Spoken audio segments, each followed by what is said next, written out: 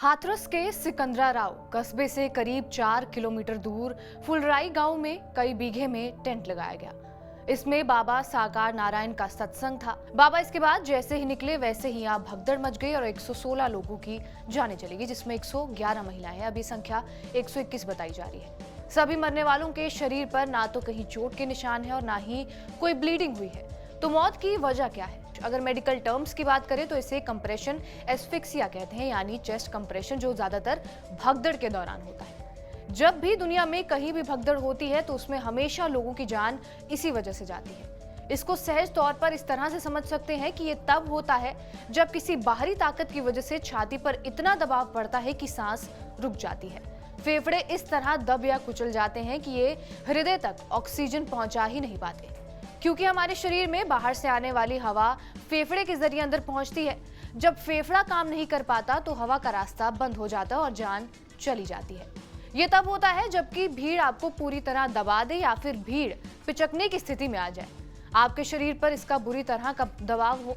इसे ऐसे सांस अवरोध कहा जाता है जबकि भारी दबाव छाती या पेट पर बल डालकर सांस को रोक देता है, या फिर फेफड़े पर इतनी बुरी तरह दबाव आता है कि ये निचुड़ सा जाता है और पुरानी स्थिति में लौट ही नहीं पाता।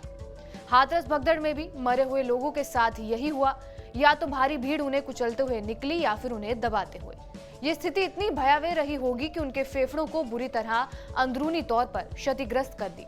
बाहर से बेशक ये लोग ठीक लग रहे हैं, रक्त का बहाव भी नहीं हुआ हो, लेकिन फेफड़े पर ऐसा असर पड़ा है कि शरीर में सांस का पूरा सिस्टम ही बैठ गया।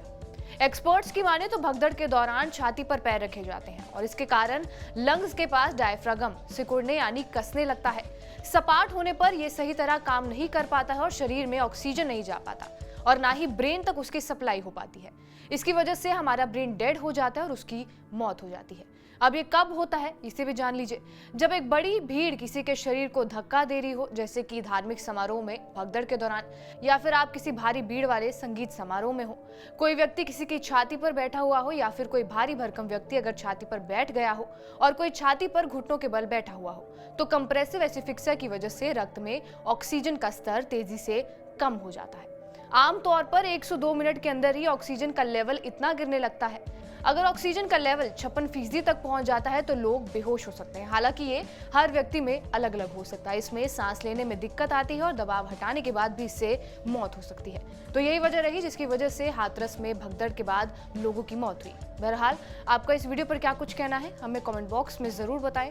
बाकी देश और दुनिया की तमाम बड़ी खबरों के लिए बने रहिए हमारे साथ TV9 डिजिटल पर।